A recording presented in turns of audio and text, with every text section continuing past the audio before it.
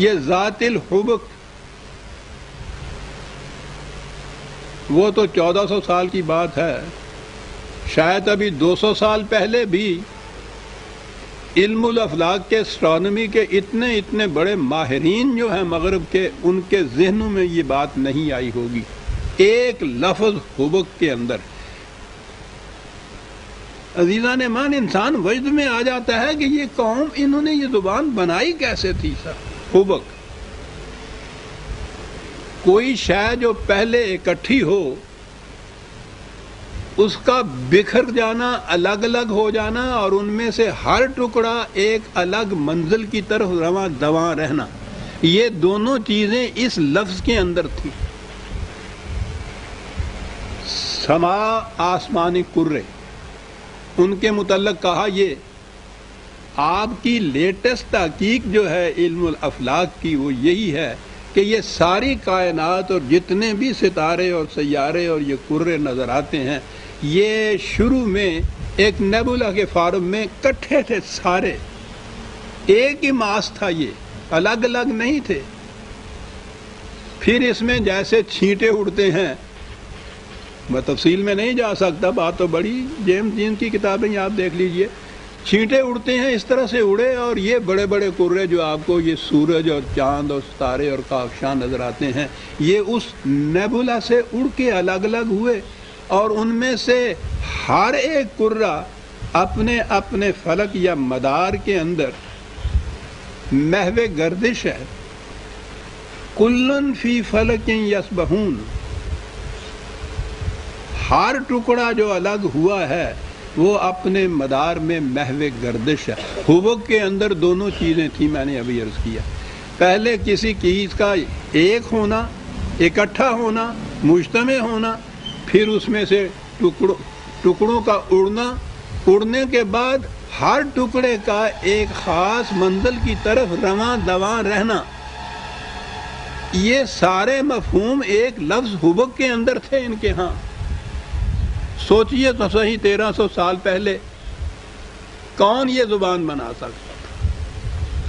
کس زبان میں اتنی وسعت ہے کہ ایک لفظ میں یہ بات کہے جو 1400 سال بعد کی تحقیق اس کی ایک ایک لفظ کی تائید کر رہی ہے کہ یہ واقعی سما ذات الحبک ہے۔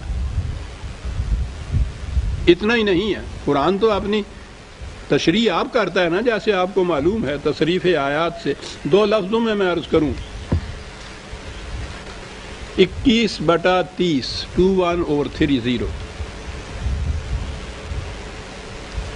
اولم یر الذین کفروا ان السماوات والارض کانتا رتقا ففتقناہما، ان لوگوں نے جو قوانین خداوندی سے انکار کر رہے ہیں، کہا کبھی انہوں نے اس چیز پہ غور کیا، دیکھا اس بات کو، کیا چیز ہے جس پہ غور کرا رہے ہیں؟ 1400 سال پہلے کہا جا رہا ہے کہ ارض اور سما، یعنی یہ پستیوں کے کرے اور یہ بلندیوں کے کرے، یعنی پوری کائنات کے جتنے بھی یہ کرے ہیں، کیا ان کی کیفیت تھی؟ کانت کا رتقن، وہ سب کے سب اکٹھے یکجا تھے۔ اس لفظ کے یہ معنی ہیں۔ پھر کیا کیا ہم؟ فَفَتَقْنَاهُمَا، پھر اس کے بعد ہم نے ان کو بکھیر دیا الگ الگ۔ وَالسَّمَاءِ ذَاتِ الْحُبُكِ کانتا رتقا فَفَتَقْنَاهُمَا، اور پھر اگلی بات تو پوچھو نہیں، پھر بایولوجسٹ کے لیے جو زندگی سے متعلق علوم کی کے انکشافات کر رہے ہیں، وَجَعَلْنَا مِنَ الْمَاءِ كُلَّ شَيْءٍ حَيٍّ، یہ میٹر، یہ مادہ غیر جاندار، غیر ذی حیات، اسے پانی کے چھینٹے سے اس میں زندگی پیدا کر دی۔ یہ آخری نقطہ ہے ان سائنس کے انکشاف کا۔ وہ تو بہرحال بات آ گئی۔ میں عرض کر رہا تھا کہ قرآن نے ایک لفظ ذات الحبک کہا ہے، دوسری جگہ رتقن ففتقناہما کہہ کے اس کی تفسیر کر دی ہے کہ پہلے یہ ایک ہی حیولہ سا جامد، اور اس کے بعد یہ الگ الگ ہوئے، ان کے چھینٹے اڑے، اور قرآن میں یہ ہے کہ کلن فی فلک یسبحون، ہر ایک ان میں سے اپنے اپنے پلانٹ کے اپنے اپنے مدار کے اندر محو گردش ہے، سرگرداں ہے، اور ان سب کا رخ ایک منزل کی طرف ہے۔ اسموں میں کوئی اختلاف نہیں، کسی قسم کا کوئی انتشار نہیں کسی قسم کا۔ کہا کہ تم دیکھتے ہو کہ کائنات کے اتنے عظیم الجثہ نظام کے اندر، اتنے عظیم کروں کے اندر، جن کی کیفیت یہ ہے کہ ان میں سے ہر ایک اپنے اپنے مدار میں بھی گردش کرتا ہے، اور وہ دوسری گردش جو اس کی ہوتی ہے دورانی وہ بھی کر رہا ہے، منزل ایک ہے، قدم یکساں اٹھتے ہیں ان کے، کوئی اختلاف نہیں۔ اگر سورج کی رفتار میں سیکنڈ کے کروڑویں حصے جتنا بھی کہیں فرق پیدا ہو جائے تو ساری کائنات ٹکڑے ٹکڑے ہو جائے۔